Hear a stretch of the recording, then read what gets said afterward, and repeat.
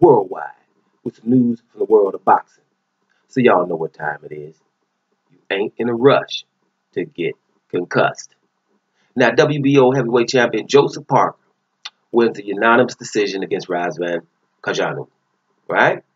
I thought that Joseph Parker did what he had to do. He won pretty much every round. I gave one round an even round.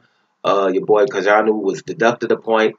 It was one of those fights where Conjanu, I want to mention him first. If you're looking from his standpoint, I think he did good.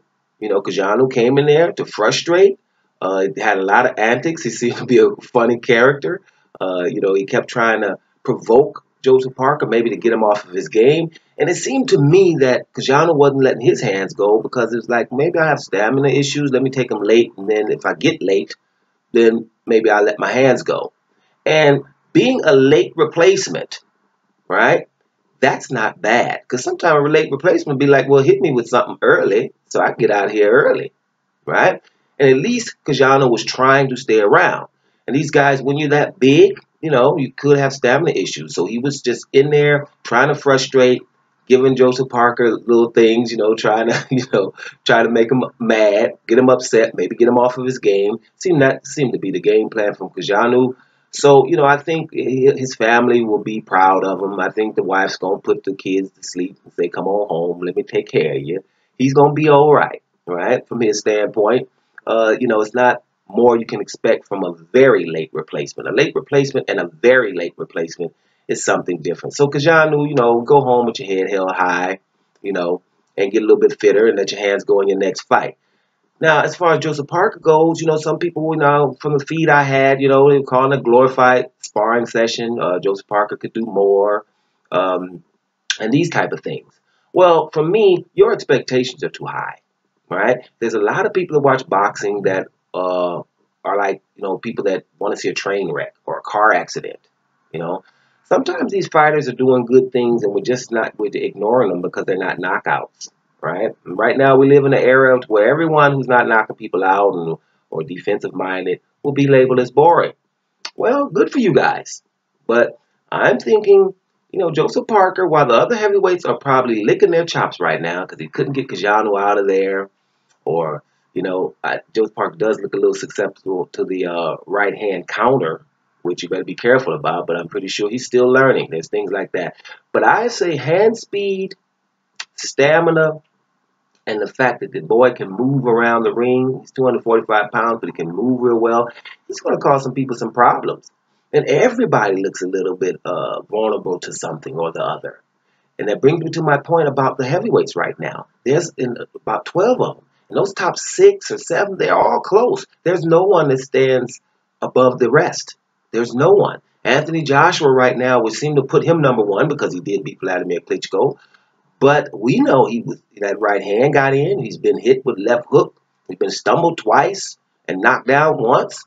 So, it is what it is. Deontay Wilder has been stumbling, hit with left hook.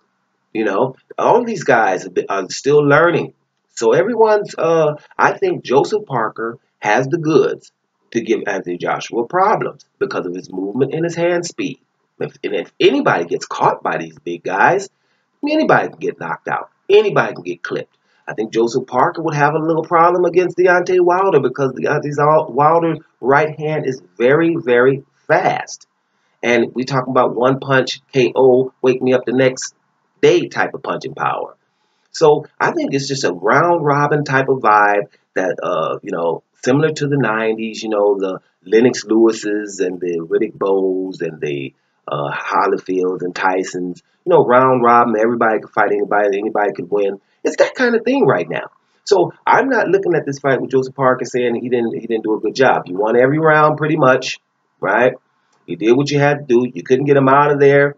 But his coach, Kevin Barry, every time was saying something similar to what my thought process was. Yo, man, just win the fight.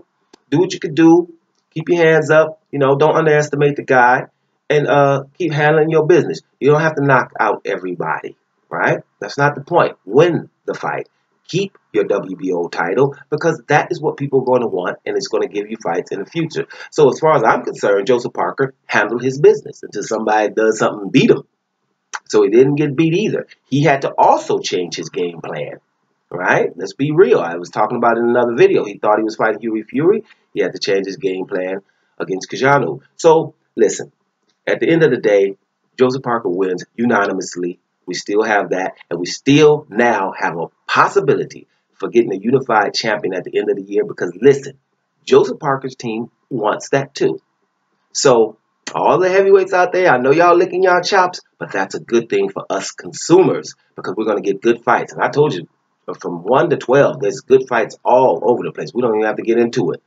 But Joseph Parker handled his business, unanimous decision against Conjanu, and keep on trucking, homeboy.